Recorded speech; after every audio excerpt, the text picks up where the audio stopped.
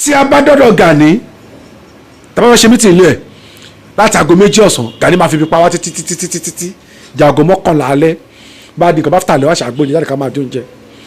ẹ sọ fún mi ta ni ò ní wà force láti jẹun àmọ́ orú nǹkan tó wà ní oúnjẹ tó gbé fún wa ni. mo close pẹ̀lú Gani gidi gan àjọ wọn sórí bẹ́ẹ̀dì kan nígbà tí ò sí nǹkan kan rárá nígbà tí Gani ní aṣọ 3 péré ó ní trọ́sà àti polo kan ó dẹ̀ ní up nepa yẹn ló ṣe freedom ó dẹ̀ ní tọ́pù kan báyìí tọ́pù yẹn ní bí Kampala báyìí pẹ̀lú kito sanda. kito ayé àtijọ́ yẹn. bẹ́ẹ̀ ni nǹkan mẹ́ta tí Gani Adams nígbà yẹn nìyẹn tó bá ní kó rí bẹ́ẹ̀ challenge mi kájọ jó kájọ fèsì ara wa. tí ó bá yẹ pé lóòótọ́ àtòdodo ló fẹ́ràn lẹ Yorùbá ló nífẹ̀ẹ́ Yorùbá lọ́kàn Ọlọ́run ti wá kẹ o ti ráyè bí ohun tá a bá yàwòrán gẹ́gẹ́ a máa ń fọwọ́ tì síbì kan ni o ti wá gbá pa títí o ti dépò Ààrẹ Ọ̀nà Kakanfò kí ló kọ́ ọ̀sẹ̀ láti pe gbogbo Yorùbá fighter tó kù kò kọ́ wọn together kò pọ̀ sí kò make peace pẹ̀lú wọn tó bá make peace pẹ̀lú wọn kí wọ́n wá dúró as an emperor tó bá issue any statement ẹ̀ wà ó máa wà powerful kò dẹ̀ sí ọgbọ́n ọmọ lè ń kánjú ni gbogbo tó ló ń dájọ́ gbogbo tó wọn báńkì òun ló ní kò sóò tó máa gbé dènà as an emperor bó ló máa yọ the highest percentage nínú ẹ̀ tó yẹ pé owó ló tiẹ̀ wá ń wá kiri tí yìí bá dé ìwọ ni ààrẹ ìwọ ló máa gba glory tó wà ń bẹ̀ ìṣọ̀kan á lè wà láàrin àwọn tajẹ́ Yorùbá ẹ̀ẹ́dẹ̀ rí pé gẹ́gẹ́ bí oríkì bàbá wa Aláàfin Adéyẹmí wọ́n ní ọmọ dàrúdàpọ̀ làwọn wọ́n ní kó lè bá àdìjà kó lè bá àdápọ́n kí ọmọ ọba Adéyẹmí lè bá àríjẹ níbẹ̀ ni oríkì orúkọ ló ń ro bàbá torí tí ò bá dàpọ̀ bàbá náà ìran táwọn bàbá táwọn ò lè jẹ́ ń bẹ̀ mo lè sọ fún yín pé tíyàn bá ti hùwà tẹ́tẹ́lẹ̀ tí ayé ń bàbò àbùkù kì í wá èèyàn tí ò lórúkọ kiri ìtọ́tẹ́ni bá ti lórúkọ bá ti ṣe mistake kékeré kéwọ́ọ̀dì mi dán ti mè kò ṣe máa wú àwọn àtò ń wù yìí even though àwọn bad boys kò ṣe máa gbá wọn létí ṣùgbọ́n gbogbo táìmù ayé ò focus ẹ̀ jẹ́ ó ti jọ yẹn migrate bẹ̀rẹ̀ sí ní focus ẹ̀ nǹkan mi tó bá dága ayé ò fẹ́ mọ̀ ibi tó bá kù díẹ̀ káàtó sí ayé fẹ́ focus ó ní kó wá pààrọ̀ àtọ̀dọ̀fẹ́ nínú ẹ̀ kó fẹ́ wá bẹ̀ pé ibi tóun ti dé tó bá gbà létí ọ̀tún gan òun gbúdọ̀ kọ́ tó sì sí. ìgbà tó dípò fẹ́ ṣe protest àti Jega must go wọ́n yẹ mark 250 million naira fún Canada ó yẹ mark 1,000 naira fún each member. 1,000 naira. 1,000 naira ti gba mọ́tò. o Mr Biggs ni àbí owó.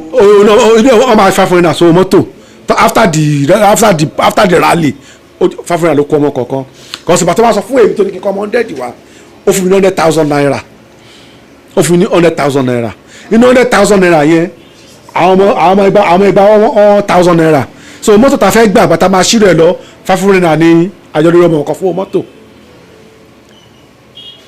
sọmọ ọkọ̀ bá 500 naira ọjọ́ ẹ̀ ni mo determine pé this man ó ti fail.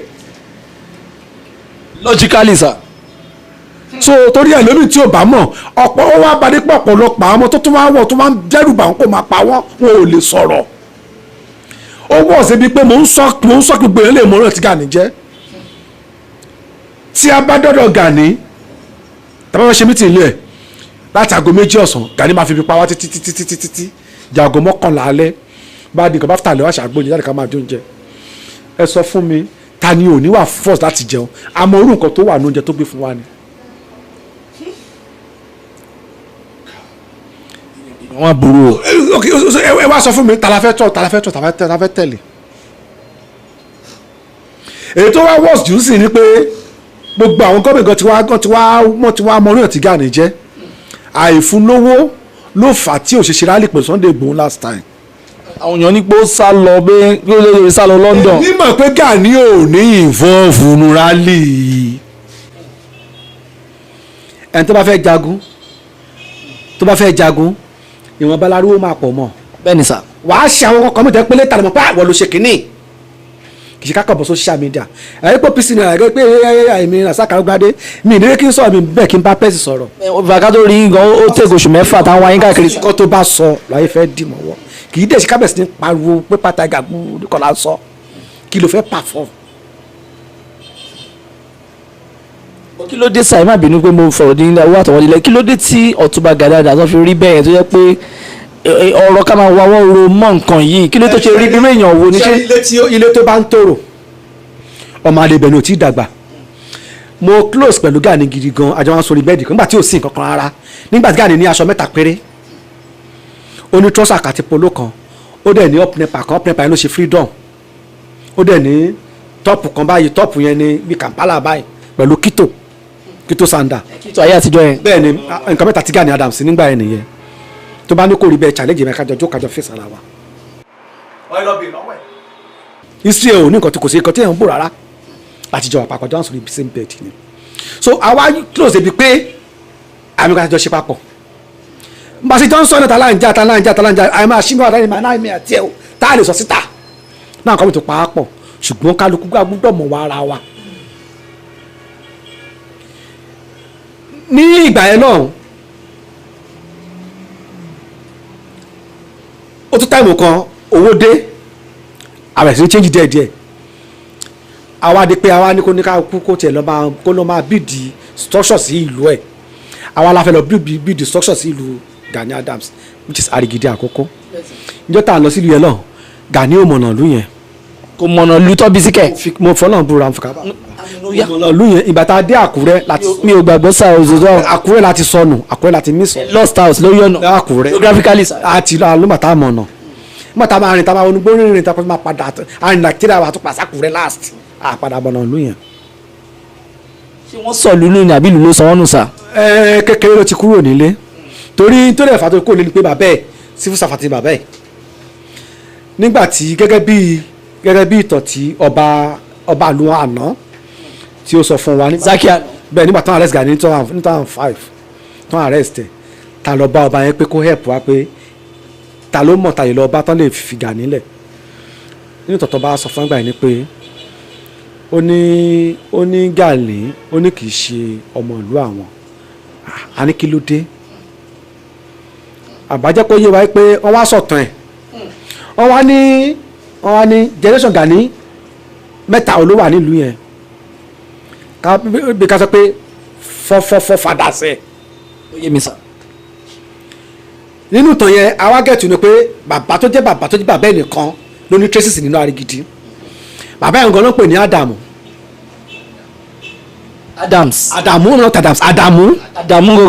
ní kí Adams kọ́málà ni àwọn náà padà yìí sí Adams òun ló dẹ̀ yìí sí Adams Adamu ni Adamu yẹn ló wá bí Lamidi ló bí Gani tó bá ti kọjá yìí yẹn lọ bẹ ẹni kí Gani kó sọ ẹfẹ mi tó bí Adamu sí nílé tó bá dẹ̀ ń tòrò ọmọ àlèbò tó bá tọmọ rẹ bá ti dàgbà awùwọ ọmọ gbogbo bá ṣe bò tó ní irun pẹ so gbogbo àtàwọn mi kan máa ń gbàjẹ́ náà pé Gani mo kò máa ń wọn kódà pé ti ṣì Yorùbá ti kẹran mẹ́rò tipẹ́tipẹ́. no balance checking. bẹ́ẹ̀ni ọmọ Nupe ni Gani. Nupe kan náà. Nupe ni Gani. bí ọ̀nà tápà ni. bẹ́ẹ̀ni Nupe ni Gani. ṣe rí Adamu yẹn nígbà tó máa tẹ̀dó sí Ondo wọ́n pe ìlú kan ní Ẹ̀pìnmì ní Ondo state ìlú ẹ̀ ní Adamu dé sí. bàbá yẹn ó wá wọ́n ní ó jalè ìyẹn Adamu wọ́n wá bá níṣẹ́ ọba Sákì Arigidi ọbọlá ní pẹ̀kún ló wá fi wá gbà wá sí Arigidi kó máa bọ̀ l'Arigidi ló wá ní kó wà ní kọ́rídọ̀ òun ní pálásì òun ló wá fi fún níbì kan wọ́n pè bẹ́ẹ̀ ní ìsàlẹ̀ tápá ó wà ní very close to palace nílẹ̀ Yorùbá gbogbo tó bá ń gbé nínú káàbì kan wọ́n pè ní nínú gà láì ṣe ọmọ ọba ẹrú ni ẹrú ló ń gbé nínú gà láì tó bá ti kí sọmọ ọba o bọ̀kọ́ àti fáńgbé nínú gà ni kò jẹ́ pé ó jẹ́ agbálẹ̀ àbọ̀ ló ń fún ẹṣẹ́ ọba lóko ló ń fún lóúnjẹ àwọn bó ṣe jẹ́ nìyẹn so sàlẹ̀ tápà bẹ́ẹ̀ ni sàlẹ̀ tápà ibi tí wọ́n kọ́ máa gbé ń bẹ̀ nígbà tó di pé àwọn ọ̀rẹ́ wa àwọn fámìlì wa ń wá ní Àdàmú tó wà lọ́wọ́ tó wá ń tẹ̀sẹ̀ wá náà wọ́n á fi fún níbì kan pé òkè kó wà lọ́wọ́ Sákì wá ní pé kó wà ní ọ̀kan o wọ́n pè bẹ́ẹ̀ ní Èkìtèjì náà pè bẹ́ẹ̀ yẹn ó wà l'Arigidi ń bẹ̀ very close to Àyàsẹ́ ọjà wọ́n pè bẹ́ẹ̀ ní Èkìtèjì ibẹ̀ ní kábíyèsí ní kí ló fún àwọn ẹbí ẹ̀ nílé pé bá fẹ́ lọ bá àwọn ẹbí ẹ̀ lọ bá wọn bíbẹ̀ yẹn bọ̀ wọn ò kó nígà wọ́n wá fẹ́ ọmọ ìlú kábíyèsí wá fẹ́ ọmọ ìlú fún Ádámù so bàtọ́ yẹ Ádámù yẹn máa bímọ ló wá fi bí Lámídì so relationship tó wà láàrin Arigidi pẹ̀lú Gani Adams nìyẹn tí ò bá kí ń ṣe ọmọ àlè báwo ni wọ́n ṣe máa wọ̀ ọ̀lú bàbá ẹ̀ táwọn aráàlú máa gbókùn tí báwọn ò fẹ́ kó padà ìyìn tó fà á tí Gani fi kí àwọn bọ́ìsẹ̀ kọ́ àtàkà àwọn bọ́ìsẹ̀ ní yíyá ẹ lọ́wọ́ tó fi pa àwọn Arigidi nìyẹn. wọ́n pa àwọn èèyàn síbẹ̀. wọ́n bẹ́ẹ̀ náà fi pa àwọn Arigidi gbà ẹ nìyẹn. jàǹdùkú nìyẹn sa. mo dẹ̀ gbọ́ pọ̀ ọmọ tí wọ́n tẹ̀ ní tó wà náà àwọn tó pa àgbà ìtàn mú mo gbọ́ pọ̀ náà ti pa mọ́nu prison bọ̀ tó bá yá náà wọ́n á bèèrè ọ̀gá níbi tọ́mọ yẹn wà torí àṣegbé òsì àṣepamọ́ ló wà. so secondly tí ó bá yẹ pé lóòótọ́ àtòdodo ló fẹ́ràn lẹ Yorùbá ló nífẹ̀ẹ́ Yorùbá lọ́kàn Ọlọ́run ti wá kẹ o ti ráyè bí ó ń ta bá yàwòrán gẹ́gẹ́ a máa ń fọwọ́ tì síbì kan ni o ti wá gbá pa títí o ti dépò Ààrẹ Ọ̀nà Kakanfò kí ló kọ́ ọ̀sẹ̀ láti pe gbogbo Yorùbá fighter tó kù kó kọ́ wọn together kó pọ̀ kó make peace pẹ̀lú wọn tó bá make peace pẹ̀lú wọn kí wọ́n wá dúró as an emperor tó bá issue any statement ẹ̀ wá ó máa wà powerful kò dẹ̀ sí ọgbọ́n ọmọ lè ń kánjú ni gbogbo tó lóun ń dájọ́ gbogbo tó wọn báńkì òun ló ní kò sóò tó máa gbé dena as an emperor bó ló máa yọ the highest percentage nínú ẹ̀ tó yẹ pé owó ló tiẹ̀ wá ń wá kiri tí yìí bá dé ìwọ ni ààrẹ ìwọ ló máa gba glory tó wà ń bẹ̀ ìṣọ̀kan lè wà láàrin àwọn tajẹ́ Yorùbá ìjọ tá a bá ti lè ṣerú nǹkan bẹ́ẹ̀ tí a bá ti lè ṣerú nǹkan bẹ́ẹ̀ yẹn ẹ má jẹ́ ń pa fún ìjọ ìlà Haúsá Fúlàní mọ̀ pa àwọn ti fail ǹjẹ́ ni Yorùbá ti win ní ogun yẹn mọ̀tẹ́ni bá ń sọ̀rọ̀ ó sì tí Gani bá máa respond aláwọn kan ló ń finance in underground ó lè ní Tinubu ti gbé 50 million fún mi ní Tinubu ti gbé 100 million fún mi ní àlàfẹ́rẹ́ apẹ̀lẹ̀ tẹ́ bá dé bí sìn tí má gba 50 àbí 100 million ṣé bíbí ṣe rí ló ṣe máa rí. ọ́fíìsì gan ó kéré gan ní kò look. àbí èmi ti gba 50 àbí 100 million ṣé mo ṣe máa rí mo ṣe máa rí. no sir. àbí tí má gba 100 million naira ṣé bó fúnra ẹ ṣe wà yẹn bí òun ò tiẹ̀ tọ́ mi máa ti tọ́ bó ṣe yẹ pé kan náà àwọn gómìnà wa kan former governor kan náà ń sọ pé ẹ má yẹ ká wípé ló bọ́ ìṣẹ́ lówó lọ́wọ́ tọ́ba lọ́wọ́ wọn pa Gani o ìyẹn ọ̀tọ̀ Arẹ́gbẹ́ṣọlá ló ń sọ yẹn o Rauf Arẹ́gbẹ́ṣọlá ló ń sọ yẹn o. Rauf tó wà lọ́sùn tẹ́lẹ̀ tọ́bi ṣe mínísítà. kọ́wọ́ wa ṣe ló máa ń blọ́ọ̀kì wa bí ká má lówó lọ́wọ́ kò dẹ̀ mẹ́ pé owó lèèyàn fi ń jà fún kọ́ọ̀sì Yorùbá owó lèèyàn fi ń jàjàngbara. tí Rauf Arẹ́gbẹ́ṣọlá ń ṣe bẹ́ẹ̀ gan sẹ́. ìdí ni wípé ó ń lo Gani ó ń lo fún Gani fún personal issue ti tiẹ̀ fúnra rẹ̀ gbogbo náà gbogbo fún ọ̀pọ̀ pátá ní dídà agenda títí wọn ọ̀pọ̀pọ̀ ń sọ aláwọn tẹ̀lé Tinubu wọn ní dídà agenda títí wọn. so irú Gani sìn tí Gani bá yẹ sọ ẹni statement kankan tẹ bá wò lọ wò bọ̀ ẹ rí pé ó máa ní political data ní April last year ló sọ wípé Gani fúnra sọ pé ó ní OPC ti tóun ó ló máa tójú ẹ̀ politics. OPC ti tó máa tójú ẹ̀ but it's a non-partisan organization. òun ti declare ti sọ ẹ̀yin press ẹ̀ padà kẹlọ wo date yẹn kẹlọ press release nígbà yẹn pé a máa tójú ẹ̀ politics so kò wá sẹ́sìn ìṣètí kan náà bá máa issue ẹ̀ rí pé political statement ló máa issue.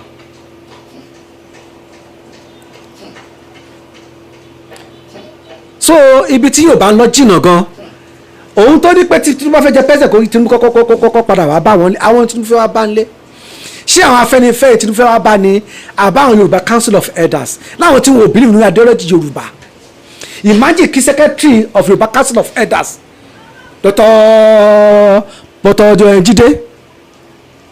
Dr. Lájídé kí bàbá máa sọ wípé Yorùbá ò ní ìdí láti secede Yorùbá ò ní ìdí independent bí òpó ẹrú ìgangan náà fẹ́ ká wà nítorí mo gbọ́ pé wọ́n ní àwọn èèyàn wọn lọ suspend wọn pé àwọn ọ̀ràn wọn ṣẹ́ fún ọ̀rọ̀ tó ń sọ yẹn. bí wọ́n sọ wí kan sọ orúkọ bẹ́ẹ̀ síta. ọ̀ràn wọn ṣẹ́ ṣùgbọ́n tó bá nu fèrèfèrè fún jáde tó wà nu ọ̀nà sọ jáde yẹn. àwọn bàbá wa tó pa Afẹ́nifẹ́re nígbà tí wọ́n ti jẹ leader Afẹ́nifẹ́re gbogbo wọn ò tí ju èjọ 30-40 years lọ. bẹ́ẹ̀ni sà. bẹ́ẹ̀ni wọ́n ti wà 90 something sìn. èèyàn kan sọ ló kàn tó Afẹ́nifẹ́re sìn yẹn ní Yínká Odùmákin. Ìbàdàn.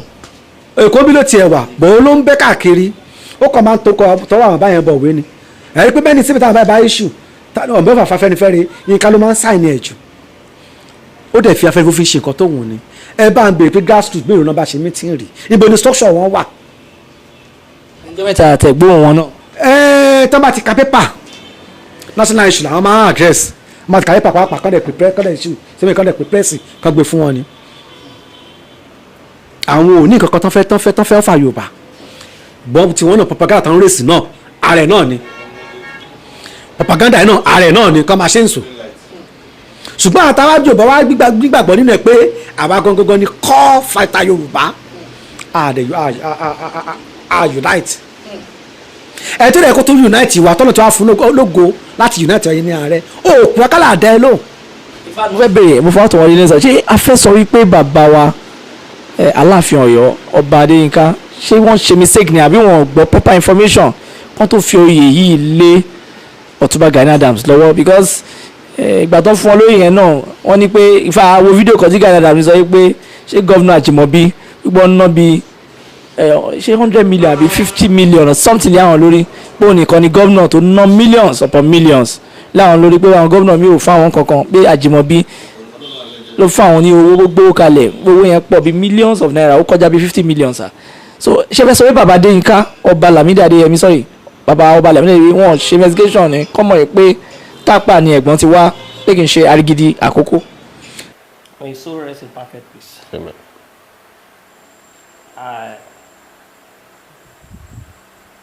Let Governor Abiola Ademola do that for me. That's why I was able to issue a statement after his demise. Torí ẹni bá ṣe ni lórí ọpẹ́ là ń dú. The governor spent almost 40 or 50 million on that thing. Wow. Yes. For your coronation? I'm telling you. That means a love culture. A love culture. It's a cultural man. Give it to him. Okay. He gave me 15 million naira cash 3 days to the installation. And he asked every local government in Oyo environment to give the planning committee in Oyo, is it not 3 or 4 million? 3 or 4 million. The planning committee Oyo, 3 or 4 million. About 4 or 5 local governments. The Oyo planning committee. The road leaving from Ibadan to Oyo, he made sure he passed every holes from Ibadan to Oyo within 1 week. And the Ministry of Information and Culture was his committee on that installation. I know he gave them up to 20 or 25 million for their own planning.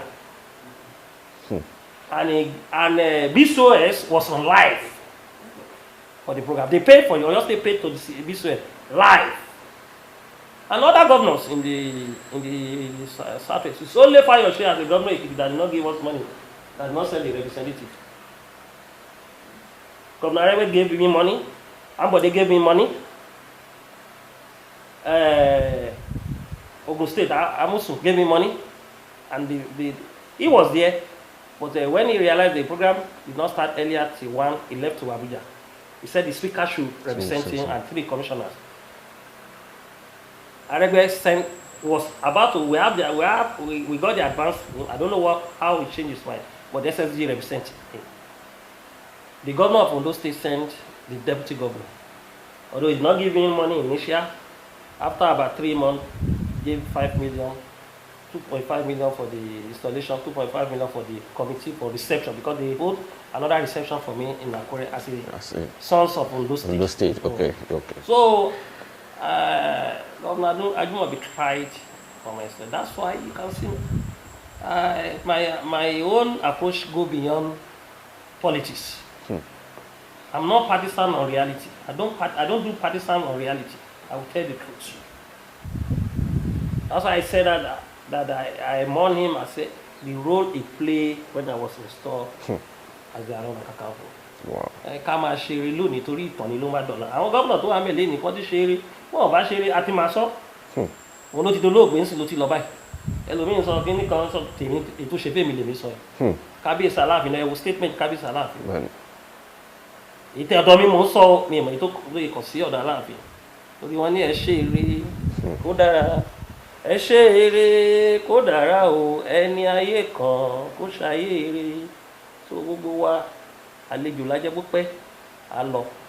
Ṣùgbọ́n nǹkan tá a bá ṣe léèní ọ̀rọ̀ tán ló máa jẹ́ lọ́la. Mo sọ nǹkan lẹ́ẹ̀kan fún yín lẹ́ẹ̀kan mo ní ọ̀pọ̀lọpọ̀ àwọn ọba wa tẹ́lẹ̀tẹ́lẹ̀ náà máa ń pa òwe wá ní wọ́n ní kí ká tó lè fi ẹ̀jọ̀ láwùjọ a gbọ́dọ̀ ṣèwádìí kó jẹ́ ní rere àwọn bá wa ò ṣe yẹn mọ́ ẹni tó bá ti gbowó wá olówó lolóyè wọn á ní àkínfọyè lọ́ọ́ máa bè ṣe owó ni ó fà tí ọ̀pọ̀lọpọ̀ àwọn bá fi ṣe nǹkan bẹ́ẹ̀ sí mo bí pé owó ni kábíyèsí wa rán wò ẹ̀ẹ́dẹ̀ rí pé gẹ́gẹ́ bí oríkì bàbá wa Aláàfin Adéyẹmí wọ́n ní ọmọ dàrúdàpọ̀ làwọn wọ́n ní kó lè bá àdìjà kó lè bá àdápọ́n kí ọmọ ọba Adéyẹmí lè bá àríjẹ níbẹ̀ ni oríkì orúkọ ló ń ro bàbá torí tí ò bá dàpọ̀ bàbá náà ìran táwọn bàbá táwọn ò lè jẹ́ ń bẹ̀ so bó ṣe ń dàpọ̀ yẹn bí kí bàbá kí bàbá rí nǹkan tó rọ̀ bá ní pé ibi tó rọ̀ gẹ́gẹ́ làwọn ń lọ láti fi pásítọ̀ sàwádìí bá dojúrú náà ni. gbogbo iṣẹ́ àdójúrú kó fún pọ̀.